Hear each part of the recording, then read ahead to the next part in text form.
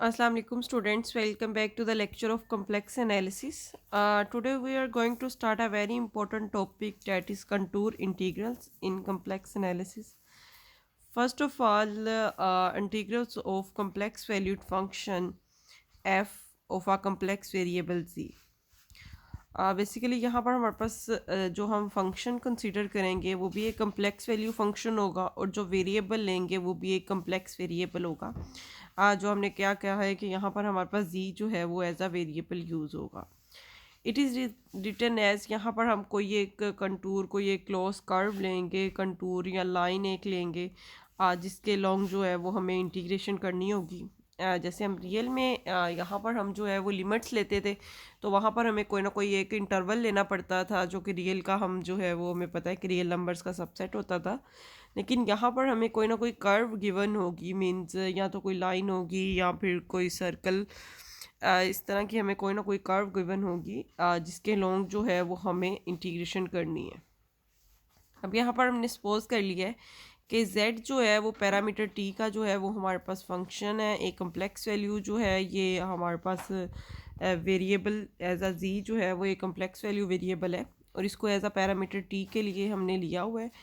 ठीक है, और ये कंटूर c को रिप्रेजेंट कर रहा है। c यहाँ पर हम कंटूर के लिए यूज़ करेंगे, तो द लाइन इंटीग्रल और contour integral of f along c in terms of the parameter t, यहाँ पर क्योंकि पैरामीटर हमने कौन सा लिया हुआ है, t लिया हुआ है। ठीक है, तो ये हमारे पास किस तरह जो है इसकी कंटूर इंटीग्रल की जो है in terms of parameter t क्या वैल्यू होगी। f हमारा एक कम्प्लेक्स वैल्यू फंक्शन था किस वेरिएबल का, z का, और z आगे से किस पे पैरामीटर z, क्योंकि भी एक कम्प्लेक्स वैल्यू है तो ये फिर आगे से हमने क्या कहा कि ये पैरामीटर t का जो है ये वेरिएबल है हमारे पास। अब यहाँ पर हमारे पास डी जी है, तो एफ ऑफ जी की जब इंटीग्रेशन विद रिस्पेक्ट टू जी करेंगे तो ये तो हमारे पास डी जी आ जाएगा। लेकिन क्योंकि हम क्या कह रहे हैं कि जेड हमारा किसके इक्वल है, ये जेड ऑफ टी मीन्स ये टी का फंक्शन है। ये जो जी है यहाँ पर t as a parameter use हो रहा है, तो जब हम इसका डिफरेंशियल अप्लाई करेंगे तो यहाँ पर डी ऑफ जी जो है वो हमारे पास किसके इक्वल आ जाएगा, जी डैश ऑफ टी, और फिर ये जिस पैरामीटर का फंक्शन है उसका डिफरेंशियल आ जाएगा डी ऑफ टी। तो यही चीज़ हमने यहाँ पर एक्सप्रेस की है, और टी के लिए हमने जो लिमिट्स हैं वो ये स्पेसिफिक की हुई हैं कि टी की वैल्यू जो है वो एक ए से बी वाला जो इंटरवल है उसके अंदर जो है वो बिलोंग कर रही है। तो इसलिए यहाँ पर हमारे पास f of z of t आ गया, और साथ हमारे पास ये जी डैश ऑफ टी, और साथ ये डी ऑफ टी जो है ये हमारे पास आ गया, और लिमिट्स हमारे पास यहाँ पर क्या आ गई है, ए से बी तक। अब यही फार्मूला में यूज़ करते हुए डिफरेंट जो है वो कंटूर इंटीग्रल्स जो हैं उनकी वैल्यू एवेल्यूएट करनी है। सबसे पहले फर्स्ट वाली हमारे पास यहाँ पर जो क्वेश्चन है वो ये है कि हमारे पास एक कंटूर है। ये हम लोग नोटेशन बेसिकली ये जो हम यूज़ कर रहे हैं ये कंटूर के लिए कर रहे हैं, या फिर इस तरह हम रिप्रेजेंट कर लेते हैं, या फिर हम इसको जो है यहाँ पर इसके इंडेक्स में जो है वो सबस्क्रिप्ट में जो है वो हम क्या लिख लेते हैं, सी लिख लेते हैं, सी फॉर कंटूर, या फिर इस कर्व के ऊपर हम ये सर्कल का जो है वो यूज़ कर लेते हैं। ये कंटूर इंटीग्रल को बेसिकली रिप्रेजेंट करने के मेथड है। अब यहाँ पर हमने रिप्रेजेंट किया है इसको इस सर्कल से इंटीग्रल को, और सी हमने क्या लिया है कि सी हमने एक ऐसा सर्कल लिया है जिसमें एक्स हमारा कोस ऑफ टी के इक्वल है, वाई हमारा साइन ऑफ टी हमने ले लिया है, क्योंकि आर हमने यहाँ पर क्या लिया हुआ है, वन। वैसे बेसिकली अगर हम देखें तो हमारा एक्स जो है वो आर कोस ऑफ टी होता है।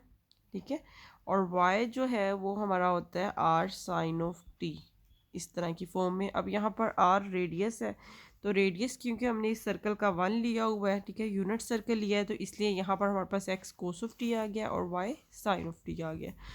अब यहाँ पर अगला हमारा जो स्टेप है, क्योंकि जी हमारा अब किसके इक्वल होता है, ये जो जी वाला हम कम्प्लेक्स नंबर लेते हैं ये एक्स प्लस आयोटा वाई के इक्वल होता है। ठीक है, तो एक्स की वैल्यू हमने पुट कर दी जो कि क्या थी, कोस ऑफ टी, और वाई की वैल्यू भी पुट कर दी, वो साइन ऑफ टी थी। उसके बाद अगला टारगेट हमारा ये है कि हमारे पास e raise to power iota t के इक्वल ये आ जाएगा, क्योंकि e raise to power iota t हमारा एग्जैक्टली यही बनेगा, cos of t plus iota sine of t. तो ये वैल्यू हमने इसकी प्लेस पे जो है वो रिप्लेस कर ली।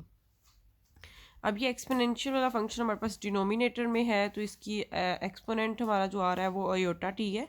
इसको अगर हम न्यूमिनेटर में शिफ्ट करें तो इसका एक्सपोनेंट जो है वो माइनस आयोटा टी आ जाएगा, ठीक है। तो मतलब 1/z हमारा किसके इक्वल आ गया है, e raise to power minus iota t के। अब 1/z अगर e raise to power minus iota t के इक्वल आया है तो यहाँ से अगर हमने z की वैल्यू देखनी हो, क्योंकि हमें डी जी भी रिक्वायर्ड है ना, 1/z तो हमने फाइंड कर लिया क्योंकि ये फंक्शन था, इसकी वैल्यू हमें पुट करनी है इंटीग्रल के अंदर, वो तो हमने देख ली। इन टर्म्स ऑफ t हमारे पास क्या आ रही है। अब इस डी जी की भी ज़रूरत है, तो डी जी के लिए पहले हमें z का पता होना चाहिए। यहाँ तो हमें 1/z का पता चला, तो अब z की वैल्यू फिर हमारे पास क्या आ जाएगी, क्योंकि 1/z की e raise to power minus iota t है, तो z की हमारे पास e raise to power iota t आ जाएगी। अब इसका डिफरेंशियल अप्लाई करना है तो ये डी जी हमारा किसके इक्वल आ जाएगा, iota times e raise to power iota t d t, क्योंकि हमें पता है कि जब हम e raise to power iota t है हमारे पास, ठीक है, और इसका डेरिवेटिव हमें फाइंड करना है with respect to t, means d over d t हमें करना है बेसिकली।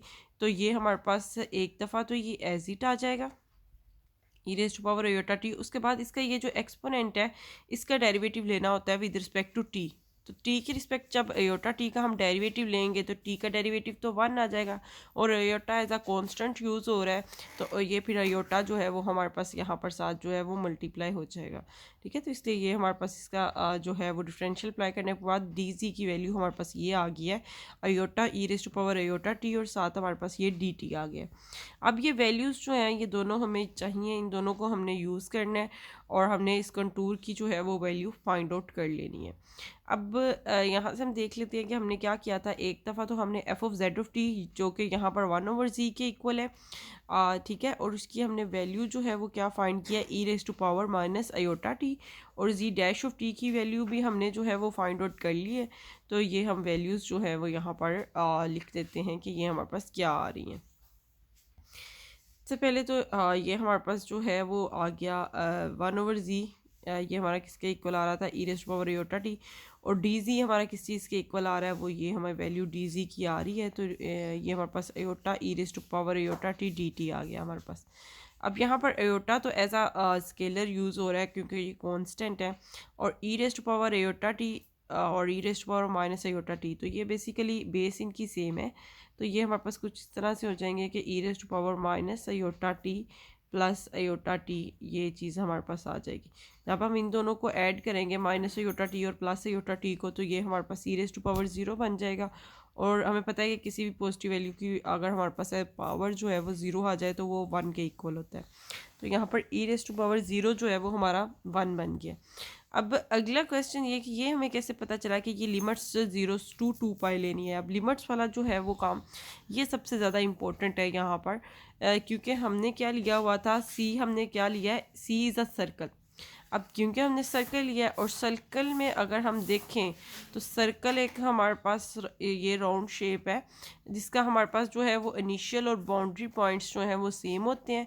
और अगर हम इसमें देखें कि पूरा ये राउंड कंप्लीट करते हुए हमें जो है वो क्या, अगर हम यहाँ पर 0 से स्टार्ट हुए हैं और ये रोटेशन हमने स्टार्ट की, तो दोबारा यहाँ तक आते हुए हमारे पास जो टोटल ये कंप्लीट जो हमें रिक्वायर्ड होगा पाथ, वो 0 to 2π होगा, ठीक है। तो 0 to 2π की बेसिकली ये रोटेशन हुई है, इसलिए ये लिमिट्स हमारे पास यहाँ पर क्या आ गई हैं, 0 to 2π, क्योंकि हम कंप्लीट सर्कल यहाँ पर कंसीडर कर रहे हैं। नेक्स्ट हम एग्जांपल्स देखेंगे कि अगर सेमी सर्कल हो या हेमी सर्कल हो तो फिर उस केस में हमारे पास लिमिट्स जो है वो क्या आती हैं। यहाँ पर क्योंकि कंप्लीट सर्कल था तो लिमिट्स हमारे पास 0 से 2π आ गई। अब ये तो हमारे पास 1 आ गया। 1 की इंटीग्रेशन हमने करनी है विद रिस्पेक्ट टू टी, तो विद रिस्पेक्ट टू टी जब 1 की इंटीग्रेशन करेंगे तो वो हमारे पास टी आ जाएगा। अब उसमें हमने लिमिट्स अपर लिमिट और लोअर लिमिट 0 और 2π ये दोनों हमने 1 बाय 1 पुट करनी है। पहले अपर लिमिट पुट होगी तो 2 आयोटा पाई आ जाएगा हमारे पास, ठीक है। आयोटा ऑलरेडी था तो 2π हमारे पास टी की प्लेस पे आ गया, -0 तो 0 वाला मैंने लिखा नहीं। तो फाइनली ये हमारे पास जो है वो 2 आयोटा पाई जो है वो इसका क्या आ गया है, आंसर आ गया है इस इंटीग्रल का अंडर दिस कंटूर। ये जो कंटूर हमें गिवन है और ये जो कंडीशंस गिवन थी उसके अकॉर्डिंग ये जो यूनिट सर्कल था उसके इस फंक्शन की 1/z की इस कंटूर के अलोंग हमें वैल्यू मिल गई है, और वो वैल्यू क्या आ रही है हमारी 2 आयोटा पाई। अब नेक्स्ट कुछ मज़ीद एग्जांपल्स हम लोग जो है वो डिस्कस कर लेते हैं। अब पीछे हमने जो फंक्शन कंसीडर किया था वो था हमारा 1/z, हमने ये जो फंक्शन जो लिया था वो 1/z लिया था। अब यहाँ पर हमारे पास फंक्शन आ रहा है रियल ऑफ z। अब z हमारा किसके इक्वल होता है, बेसिकली z हमारा इक्वल होता है x प्लस आयोटा y। और अगर हमें इसको जो है, क्योंकि यहाँ पर x और y की वैल्यू गिवन है, तो ये हम इसको इस फॉर्म में अगर लिखना चाहें तो ये हमारा cos of t plus iota times sine of t, ये हमारा फंक्शन जो है वो z की वैल्यू बन जाएगी। अब इसका रियल पार्ट लेना है, तो इसका रियल पार्ट हमारा किसके इक्वल होगा, कोस ऑफ टी के इक्वल होगा। रियल ऑफ जी, इस जी का जो रियल है वो हमारा कोस ऑफ टी के इक्वल आ रहा है। अब हमने इस जी के रियल ऑफ जी तो हमने देख लिया कि वो हमारा कोस ऑफ टी वाला है, और ओरिजिनल जी हमारा जो है वो एक्स प्लस अयोटा वाई है, वो कोस of t plus iota sign of T के इक्वल है। अब इसका हमें लेना है डेरिवेटिव, ठीक है, क्योंकि डी ऑफ जी की वैल्यू भी हमें चाहिए। आर ऑफ जी की तो हमने देख ली कि कोस ऑफ टी आ रही है। अब डी ऑफ जी की वैल्यू फाइंड करने के लिए हमें इसका लेना पड़ेगा डेरिवेटिव। तो कोस ऑफ टी का डेरिवेटिव जब हम लेंगे वो माइनस साइन ऑफ टी आ जाएगा, प्लस अयोटा तो हमारा एज इट रहेगा क्योंकि वो कांस्टेंट है, और साइन ऑफ टी का जो डेरिवेटिव है वो आ जाएगा कोस ऑफ टी। ठीक है, अब ये दोनों टी वेरिएबल के हैं और हम डिफरेंशियल अप्लाई कर रहे हैं, तो साथ हमारे पास क्या आ जाएगा, डी टी। इट मीन्स कि हमने डी ऑफ जी की वैल्यू भी फाइंड आउट कर ली और रियल ऑफ जी की वैल्यू भी फाइंड आउट कर ली। पहले रियल ऑफ जी की वैल्यू पुट करते हैं। अब रियल ऑफ जी की वैल्यू हमारे पास क्या थी, कोस ऑफ टी, पहले हमने ये पुट कर ली, और उसके बाद ये डी ऑफ जी वाली वैल्यू जो है ये हमने कंप्लीट पुट कर ली। और अब हमें जो है वो इसकी इंटीग्रेशन करनी है। ये जो कोस ऑफ टी है, ये हमारे पास अंदर मल्टीप्लाई हो जाएगा इन दोनों टर्म्स के साथ, तो ये हमारे पास क्या बन जाएगा, एक दफ़ा तो ये बन जाएगा कोस of T into sine of T, मतलब ये दोनों मल्टीप्लाई हो जाएंगे। और सेकंड हमारे पास क्या बन जाएगा, ये कोस स्क्वायर ऑफ टी। अब यहाँ पर भी लिमिट्स की बात है कि लिमिट्स 0 से 2 पाई क्यों आई, क्योंकि यहाँ पर भी हमने जो है वो सर्कल कंसीडर किया है सी, और ये भी एक यूनिट सर्कल ही यहाँ पर कंसीडर किया है, क्योंकि रेडियस यहाँ पर भी हमारा 1 है, क्योंकि जी मोड की वैल्यू 1 है, तो ये बेसिकली हमारा जी मोड जो है ये रेडियस के इक्वल होता है। ठीक है, तो आर इज़ इक्वल टू 1 लिखा हो या जी मोड इज़ इक्वल टू 1 लिखा हो, तो ये अंडरस्टूड है कि आपके पास एक यूनिट सर्कल आ रहा है। ठीक है, तो यहाँ पर फिर हमारे पास ये जो सी है, ये हमने क्या लिया हुआ था, एक सर्कल लिया हुआ था, कंप्लीट सर्कल है, तो लिमिट्स हमारी 0 to 2 पाई ही आएंगी, जैसे प्रीवियस एग्जांपल में आपको एक्सप्लेन किया। अब यहाँ पर इसकी जो है वो अगला हमारा टारगेट ये है कि इसकी इंटीग्रेशन करें। तो अगर हम देखें तो कोस ऑफ टी है हमारे पास, तो कोस ऑफ टी का डेरिवेटिव हमारे पास क्या होता है। ठीक है, अगर हम कोस ऑफ टी का with respect to t derivative लें तो ये हमारे पास आता है minus times sine of t. ठीक है, तो यहाँ कोस ऑफ टी फंक्शन है और साथ इसके minus time sine of t जो है वो मल्टीप्लाई हो रहा है। अगर हमारे पास इंटीग्रेशन में इस तरह हो कि एक फंक्शन हो एफ ऑफ एक्स, ठीक है, और साथ उसका डेरिवेटिव जो है वो मल्टीप्लाई हो रहा हो, तो इंटीग्रेशन के रूल्स हमें ये कहते हैं कि इस फंक्शन की पावर में भी 1 ऐड हो जाएगा, से इसकी पावर हम n अगर कह दें, ठीक है, तो इसकी पावर जो है वो n+1 हो जाएगी इस फंक्शन की, और n+1 से हम क्या कर देंगे, डिवाइड भी कर देंगे। अब ये यहाँ पर हम यही रूल जो है वो यूज़ करने जा रहे हैं। कोस की पावर 1 है, तो कोस की पावर में जब 1 में 1 ऐड होगा तो ये कोस स्केयर हो जाएगा। इसी तरह 2 से जो है वो हम क्या कर देंगे, डिवाइड भी कर देंगे। उसके बाद लिमिट्स पुट करनी है। अब यहाँ पर cos square of T, cos square of t की इंटीग्रेशन जो है वो डायरेक्ट पॉसिबल नहीं है। इसकी इंटीग्रेशन करने के लिए हमें ये हाफ एंगल जो है वो फार्मूला ये यूज़ करना पड़ता है, और इसके अकॉर्डिंग जो है वो हमारा कोस स्केयर ऑफ टी जो है वो 1 + cos 2t ओवर 2 के इक्वल है। अब इसकी इंटीग्रेशन हम कर लेते हैं। 1/2 हमने बाहर कॉमन ले लिया, तो यहाँ पर हमारे पास 1 बच गया। 1 की इंटीग्रेशन हमारी t, और कोस 2 to t की हमने इंटीग्रेशन करनी है। अब कोस 2t की जो इंटीग्रेशन है वो कुछ इस तरह से होगी कि ये हमारे पास कोस 2t की पहले इंटीग्रेशन लें तो ये हमारे पास आ जाएगा साइन 2t, और अब इसके एंगल जो है उसका जो डेरिवेटिव है उससे हमें करना होता है डिवाइड। अब एंगल के derivative with respect to t, 2t का derivative with respect to t अगर हम लेंगे तो वो हमारे पास जस्ट जो है यहाँ पर क्या आ जाएगा, वो 2 आ जाएगा हमारे पास यहाँ पर, क्योंकि t का डेरिवेटिव जो है वो हमारे पास क्या आ जाएगा, 1 आ जाएगा। ठीक है, तो 2t का डेरिवेटिव जो है वो हमारे पास 2 आ जाएगा, तो ये 2 वो वाला है। ये 1/2 जो होल वाला था वो हमने बाहर जो है वो ऑलरेडी ले लिया हुआ है कॉमन।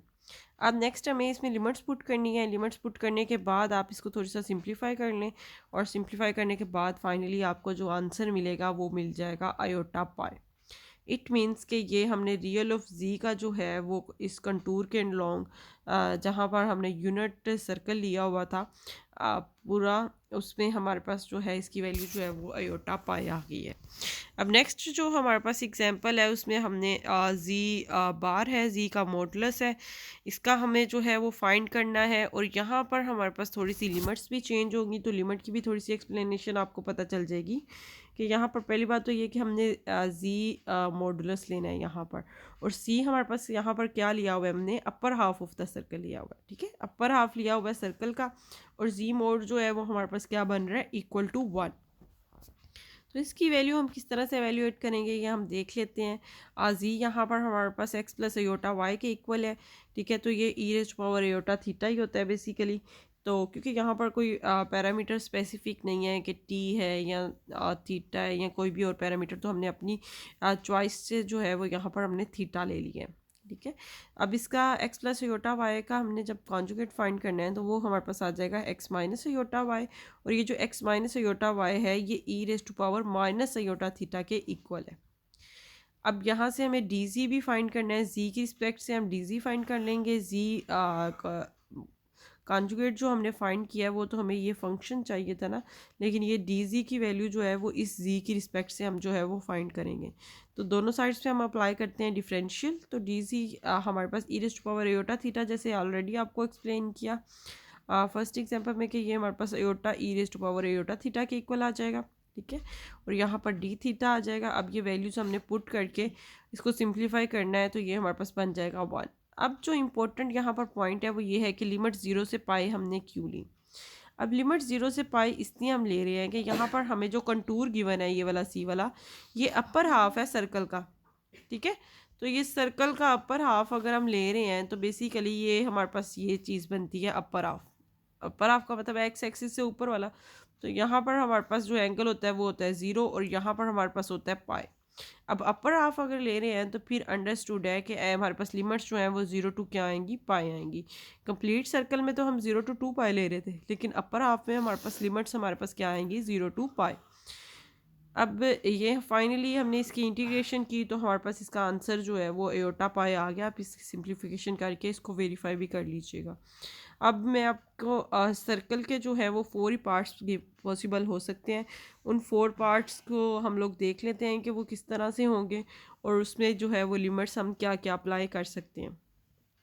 सबसे पहले अपर हाफ, अगर अपर हाफ गिवन होगा तो अभी आपको बताया कि इसमें हमारे पास जो ये वाला पोर्शन आएगा एक्स एक्सिस से अबव वाला, और इसमें लिमिट 0 से लेकर कहाँ तक होंगी, हमारे पास पाई तक।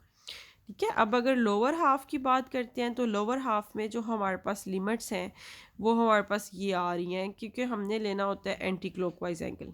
ठीक है, तो एंटी क्लॉकवाइज एंगल लेते हुए यहाँ पर फिर हमारे पास जो लिमिट्स हैं वो माइनस पाई से लेकर 2 पाई तक आएंगी अगर हम लोअर हाफ की बात कर रहे हैं तो। नेक्स्ट अगर राइट साइड पे जो है राइट हाफ सर्कल की अगर हम बात करते हैं तो इसमें भी क्योंकि हमें एंगल तो हमें एंटी क्लॉकवाइज ही लेना है। ठीक है, तो ये हमारे पास माइनस पाई बाई 2 से लेकर पाई बाई 2 तक इसकी लिमिट्स हो जाएंगी। ये हमारे पास राइट हाफ सर्कल की बात होगी। अब लेफ़्ट हाफ सर्कल की बात कर लेते हैं। तो अगर हम लेफ़्ट हाफ सर्कल की तरफ मूव करते हैं तो यहाँ पर हमारे पास लिमिट्स जो है ये लोअर लिमिट पाई बाय 2 होगी और अपर लिमिट 3 पाई बाय 2 होगी। तो ये बेसिकली 4 पॉसिबिलिटीज़ हैं जो हमें अगर सर्कल की फॉर्म में कंटूर गिवन है तो हमें लिमिट्स तो नहीं गिवन होगी, हमें ये कहा होगा गया होगा कि अपर हाफ कंसीडर करें, लोअर हाफ कंसीडर करें, राइट हाफ या लेफ़्ट हाफ जो है वो आप कंसीडर करें, और उसके बाद हमें ये लिमिट्स जो है ये अंडरस्टूड होंगी कि हम ये लिमिट्स जो हैं वो उसकी कंसीडर करेंगे, तो हमारे पास उस कंटूर की जो है वो क्या आ जाएगी, वैल्यू आ जाएगी। अब इन लिमिट्स की हेल्प से जो है वो नेक्स्ट मज़ीद कुछ एग्जांपल्स हैं। अब ये एक एग्जांपल है जैसे z+1 ओवर z जो है, इसमें हमने कंटूर जो है वो राइट हाफ वाला लिया हुआ है।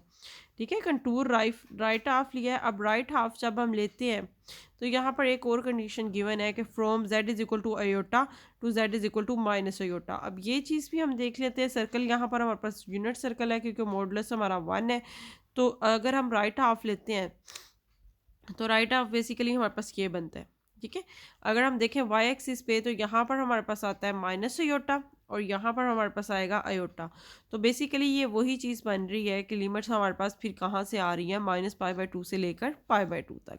अब इसकी भी जो है वो करनी है या वो इंटीग्रेशन करनी है, तो इस कंटूर के अलोंग जो है वो इसकी हमें क्या करनी पड़ेगी, इंटीग्रेशन। अब इसको भी देख लेते हैं कि यहाँ पर हमने z क्या लिया है, e⁻θ लिया है, dz हमने उसी तरह फाइंड कर लिया, वो हमारे पास अयोटा e⁻θ d थीटा आ गया। अब यहाँ पर थीटा की वेरिएशन जो है वो -π/2 से लेकर कहाँ तक आ रही है, π/2 तक। तो बस यहाँ पर यही डिफरेंस सिर्फ हमारा लिमिट का आना है। z की वैल्यू हम पुट कर देते हैं, z+1 था तो z की प्लेस पे e⁻θ+1 आ गया, और ओवर z है e⁻θ, ठीक है। और dz हमारे पास वैल्यू ये आ रही है, हमने dz की वैल्यू भी पुट कर ली। अब इनको सिंप्लीफाई कर लेते हैं, ये तो बेसिकली कैंसिल आउट हो जाएगा और योटा बाहर कॉमन आ जाएगा, और ऊपर हमारे पास e⁻θ+1 बच गया। अब इसकी विद रिस्पेक्ट टू जो है वो थीटा हम इंटीग्रेशन कर रहे हैं, तो जब इसकी with respect to theta integration करेंगे तो ये हमारे पास जो है वो वैल्यूज़ आ जाएंगी। अब -π/2 से π/2 वाला जो है वो हम इसमें लिमिट्स अप्लाई कर रहे हैं। आपने लिमिट्स अप्लाई करके इनको जो है वो सिंप्लीफाई कर लेना है। कोस्ट क्योंकि π/2 पे वैल्यू और -π/2 दोनों पे वैल्यू जो है वो 0 दे देगा हमें, और साइन की π/2 पे वैल्यू जो है वो आ जाएगी 1, और अगर हम -π/2 पे साइन की वैल्यू लेते हैं तो वो हमारी -1 आ जाएगी। तो इनको आपने सिंप्लीफाई करके, तो ये कैलकुलेशन करके आपने देख लेना है कि आपका आंसर जो है वो फाइनली ये आपके पास आ जाएगा आंसर अयोटा टाइम्स π+2 या 2 अयोटा प्लस अयोटा पाई, ये आपके पास जो है वो आंसर आ जाएगा। अब यहाँ पर मज़ीद कुछ क्वेश्चंस हैं, उनको जो है वो आपने इनकी प्रैक्टिस करनी है। ये एक्सरसाइज पेज नंबर 135 पे गिवन है। वहाँ पर इसी तरह ही आपको डिफरेंट फंक्शंस गिवन होंगे, फंक्शंस चेंज होंगे, कभी सेमी सर्कल गिवन होगा, कभी हेमी सर्कल गिवन होगा, तो वो या कंप्लीट सर्कल गिवन होगा, तो उसके अकॉर्डिंग आपने लिमिट्स लेके तो ये इन क्वेश्चंस को जो है वो आपने सोल्व करना है।